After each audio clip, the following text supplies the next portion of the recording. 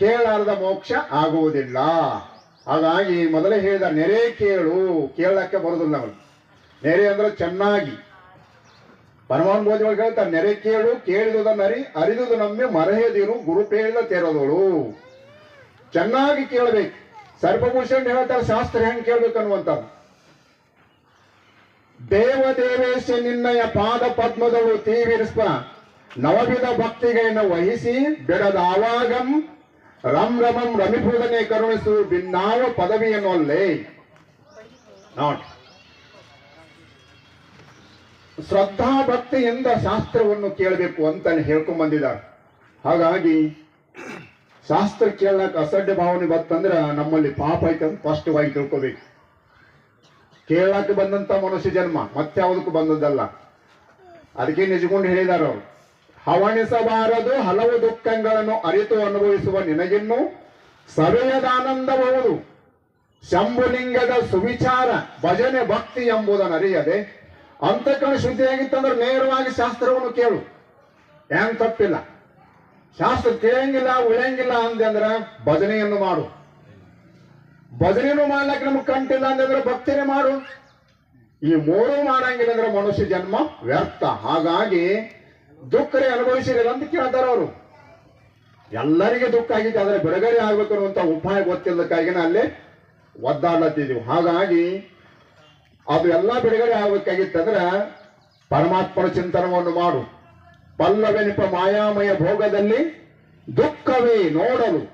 ಯಾರಿಗೆ ವಿವೇಕ ಅನ್ನುವಂತ ಕಂಡೈತೋ ಅವರಿಗೆ ಮಾತ್ರ ದುಃಖ ಕಂಡತಿ. ಅಜ್ಞಾನಿಗಳಿಗೆ ಸಂಸಾರದಾಗ ಅಲ್ಲೇನ ಮಸ್ತ್ ಸುಖ ಐತೆ ಅಂತ ನಾವು. ಎಲುಬನ್ನು ಕಡಿಯುವಂತ ನಾಯಿ ರಸಹೀನವಾದಂತ ಎಲುಬನ್ನು ಕಡಿದು ಹೆಂಗ ಹೊತ್ತಾಗ್ತೈತೋ ಅಜ್ಞಾನಿ ಮನುಷ್ಯ ಸಂಸಾರದೊಳಗೆ ಸುಖ ಐತಂತ ಹಗಲು ರಾತ್ರಿ ಹೆಂಡರು ಮಕ್ಕಳು ಭೋಗಕ್ಕಾಗಿ ಈ ಅಮೂಲ್ಯವಾದಂತಹ ರತ್ನದ ಆಯುಷ್ಯವನ್ನು ಹಾಳು ಮಾಡಿಬಿಡ್ತಾನೆ. ಅದು ಹೋಯ್ತಂದ್ರೆ ಹೊಳ್ಳಿ ಬರುವುದಿಲ್ಲ. ಹಾಗಾಗಿ ಇದ್ದಾಗ ಏನಾದ್ರೂ ಉಪಾಯ ಮಾಡ್ಬೇಕು ಹೊರತು ಇದು ಹೋಯ್ತಂದ್ರ ಏನು ಮಾಡ್ಲಕ್ ಬರಂಗಿಲ್ಲ. ಬಹಳ ಮಂದಿ ಅಷ್ಟು ಲುಕ್ಸಾನ್ ಆಯ್ತು ಇಟ್ಟು ಲುಕ್ಸಾನ್ ಆಯ್ತು, ಏನೋ ಮಳೆಯಾಗಿ ಬೆಳೆ ಬರ್ಲಿಕ್ರ ಇಲ್ಲ, ನೌಕರಿ ಹೋಯ್ತಂದ್ರೆ ಬಿಸಿನೆಸ್ ನಂಗೆ ನಷ್ಟ ಆಯ್ತಂದ್ರೆ ಬಹಳ ಅನರ್ಥವನ್ನು ಹೇಳ್ತಾರೆ. ಕೋಟಿ ಗಟ್ಲೆ ಈ ಶರೀರದ ಆವಿಷ್ಯ ಹೋಗ್ತೈತಲ್ಲ, ಇದರಂತ ಲುಕ್ಸಾನ್ಗೇಳಿದಾಗದು ಯಾವ್ದ್ರ ಐತೆ ಅಂತಂದ್ರೆ ಇಲ್ಲವೇ ಇಲ್ಲ. ಯಾಕಂದ್ರೆ ಇದನ್ನ ಪಡಿಲಾಕಿ ಎಂದ್ ನಂಬರ್ ಹಚ್ಚಿದೀವಿ ಅಂದ್ರೆ ಎಷ್ಟೋ ಯುಗಗಳಕ್ಕೆ ಉದ್ಬೀಜ ಅನ್ನುವಂಥದಕ್ಕೆ ಹೆಸರು ಹಚ್ಚಿಬಿಟ್ಟಿದೀವಿ. ಭೂಮಿಯನ್ನು ಸೀಳಿ ಬರುವಂತ ಸಸ್ಯಗಳು ಸ್ವೇದಜ ಅಂಡಜ ಜರಾಯುಜ ಕೊನೆಗೆ ಬರುವಂತದ್ದು ಮನುಷ್ಯ ಜನ್ಮ. ಇದೊಂದು ಜನ್ಮದೊಳಗೆ ನೀನು ಪಾರಾಗಲಾಕ ಭಗವಂತ ಕೊಟ್ಟಿದ್ದಾನೆ. ಇದರಾಗ ಅಷ್ಟ ಮುಕ್ತಿ ದಾಖಲವನ್ನು ತೆಗಿಲಾಕ ಬರ್ತದೆ. ದರೆಯೊಳಗೆ ನರ ಜನ್ಮ ಹಿರಿದಂದು ಹೇಳುವರು ತೆರೆದ ಬಾಗಿಲವಿಲ್ಲಿ ಮುಕ್ತಿ ಮಂದಿರಕ್ಕೆ ಭೋಗವಿಷಯಕ್ಕೆ ಸುತ್ತಿಕೊಂಡಿರುವ ನೀ ಜೀವ ಆರೂಢ ಚುತ್ತೆನಿವನು ಶ್ರೀ ಸಿದ್ಧ ಭಾರತೀಯೇ. ಎಷ್ಟು ಮೇಲಿಂದ ಬೀಳ್ತಾನಂದ್ರ ನೀವು ಟವರ್ ಅದು ಹೇಳ್ಬಹುದು ಬಹಳ ಎತ್ತರ. ಅದೇನು ಬಹಳ ಎತ್ತರ ಅಲ್ಲ, ಅಲ್ಲಿ ಬಿದ್ರೆ ಬಹಳ ಅದ್ರ ಜೀವ ಹೋಗ್ತದೆ. ಇದ್ರ ಜಾರವಂಗ್ ಬಿದ್ದಂದ್ರ ಇದ್ರ ಚಕ್ರ ತಮ 83,99,999 ಅಂಕೆ ನೀವು ಜನ್ಮಗಳು. ಹಿರಿಯರನ್ನ ಕೇಳಿದ್ರೆ ಹೇಳ್ತಾರ ಇವು ಹುಂಚಿಗಿಡ ಅದು ನಾ ತಿಳಿದ ಹತ್ತಾಗ ಹೆಂಗದ ಹಿಂಗದಾವ ಅಂತ ಹೇಳ್ತಾರ. ಉದ್ಬೀಜ ಒಳಗ 401 ವರ್ಷವಾದ್ರೂ ಒಂದು ಗಿಡದ ಆಯುಷ್ಯ ಹೋಗಂಗಿಲ್ಲ ಅಂದ್ರ ಎಷ್ಟು ದಾಟೋದು ಎಷ್ಟು ಕಠಿಣ ಅಂತ ಯಾರಿಗೆ ನಮಗೆ ಗೊತ್ತಿಲ್ಲ. ಅದಕ್ಕೆ ನಿಜಗಳು ನಿದ್ರೆ ಬಾರದೆನ್ನ ಪರಿಭವ ದುಃಖ ಸಮುದ್ರವೆನಿಸುವ ಸಾಹಸವನ್ನೇ ನೆನೆದು ಅಂತ ಹೇಳಿದಾರ. ಅಂತ ಘೋರವಾದಂತಹ ಬಹುದುಃಖದಿಂದ ಪಾರು ಮಾಡೋರು ಯಾರು ಅಂದ್ರೆ ಸದ್ಗುರುಗಳು. ಅವ್ರು ಬಂದಾಗ ಶ್ರದ್ಧಾ ಭಕ್ತಿ ಎಂದು ಕೇಳೋದು ಕಲಿಬೇಕು. ಮೊದಲು ನಾವು ಕುಂಡ್ರೋದು ಕಲಿಬೇಕು. ಎಲ್ಲಿ ಕೂತರು ಕೇಳೋದು ಅನ್ನುವಂತಹ ಭಾವನೆ ಬರಬಾರದು. ಆ ಭಾವನೆಯಿಂದ ಕೇಳಿದ್ವಿ ಅಂದ್ರೆ ನಮಗೆ ಜ್ಞಾನ ಆಗುವುದಿಲ್ಲ. ಶ್ರದ್ಧಾ ಭಕ್ತಿಯಿಂದ ಕೇಳಬೇಕು.